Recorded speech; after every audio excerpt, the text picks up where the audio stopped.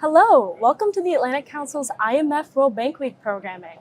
I'm Alisha Chhangani, Assistant Director with the GeoEconomics Center, and we're at the heart of the World Bank to talk about digital infrastructure and inclusive growth. I'm here with Dimitrios Dosis, President of Eastern Europe, Middle East, and Africa at Mastercard. Dimi, thank you so much for joining me today. Well, thanks for having me here. So my first question is about the work that you do. So you work across a very expansive region, that's Eastern Europe, Middle East, Africa, and you're observing different patterns of how people are developing digital infrastructure. What are you noticing in these patterns, and what's driving these decisions that countries are making? Great question, thanks. So EEMEA is actually a very diverse set of countries. 81 countries, all the way from Ukraine down to South Africa, from Cote d'Ivoire to Pakistan on the other side. But there's one common theme cutting across all those 81 markets, which is a focus of governments to localize infrastructure. That's a common theme. And I think there are actually two key trends behind it. First of all, in those developing markets, you still have 35% of people who are offline. They're not digitally enabled. So that's something that the government wants to take action. And the other one is an inherent appetite of governments to really own infrastructure, to own data sets. I think that's what we're seeing.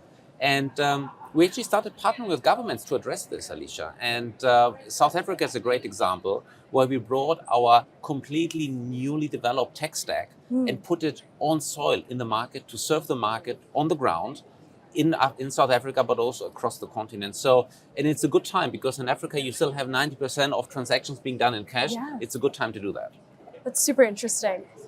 Building the digital rails is almost the easier part. Getting people to actually use the infrastructure and build trust, that seems to be the harder part sometimes. You're absolutely spot on. So what does the collaboration look like between public government and the private sector to actually drive usage? Absolutely.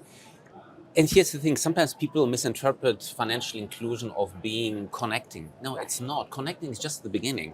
What needs to happen is usage.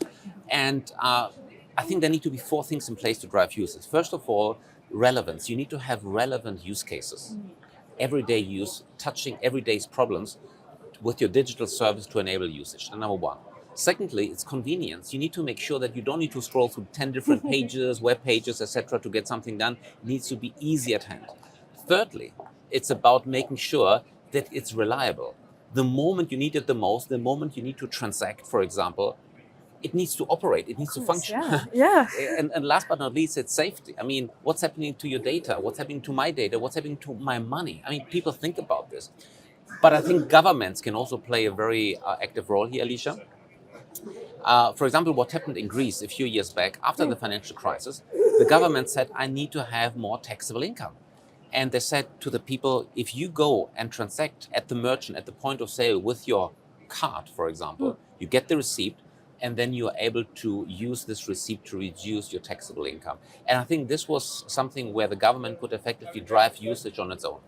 So you talk about the government's role, and now we're here at the annual meetings. So we have to talk about the MDBs. Yes. What role do you think these institutions can play to reduce, the buzzword of the week is fragmentation, 100%. Reduce fragmentation in payment systems? And you work across such an expansive region. Yeah. You're definitely seeing some of those patterns. Exactly. First of all, I mean, those halls, seeing those 200 flags makes me very happy because it's great to see that organizations are trying to reduce fragmentation, and the World Bank is at the center of doing that. So I'm really happy for that. Now, at the same time, we're seeing governments being laser focused on driving sovereignty and financial inclusion. We at Mastercard, we believe that those things do not contradict with each other. And I think multilateral institutions are thinking the same way. You can drive sovereignty and openness at the same time. Let me give you an example in Kazakhstan, where the country said, you know what, I want to operate my own switch, my own payments technology, but I still want to benefit from everything you guys know at Mastercard, what's happening globally in terms of cybersecurity, in terms of fraud. Right. So effectively, we are enriching the data stream with our fraud value-added services to make sure that the country and the ecosystem can benefit from this. This is a great example why this is not contradicting openness and sovereignty. At the end of the day, Alisha, it's about having standardized protocols behind it so you can drive interoperability. Right, that's an excellent point. My last question, and arguably my favorite question, is if you had one piece of advice for all the finance ministers and development leaders that are here today, what they should prioritize to ensure that their digital infrastructure is actually delivering on the goal of inclusive growth. Okay, so it's very simple. Okay. It's security. Prioritize security. Security as a foundational element, not only as an afterthought. And here's why.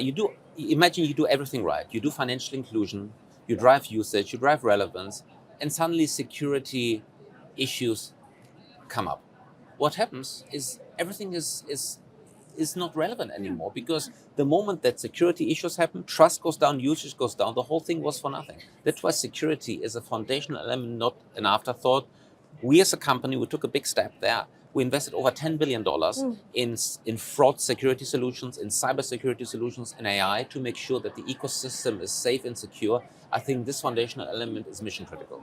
That's such an important point. And you're right, security is definitely an afterthought when we're thinking about infrastructure. So thank you for bringing up that point. Dimi, thank you so much for joining me today for such an insightful conversation. I had a great time speaking with you. It was my pleasure. And thank you all for tuning in. Stay tuned for more Atlantic Council programming here at the World Bank headquarters.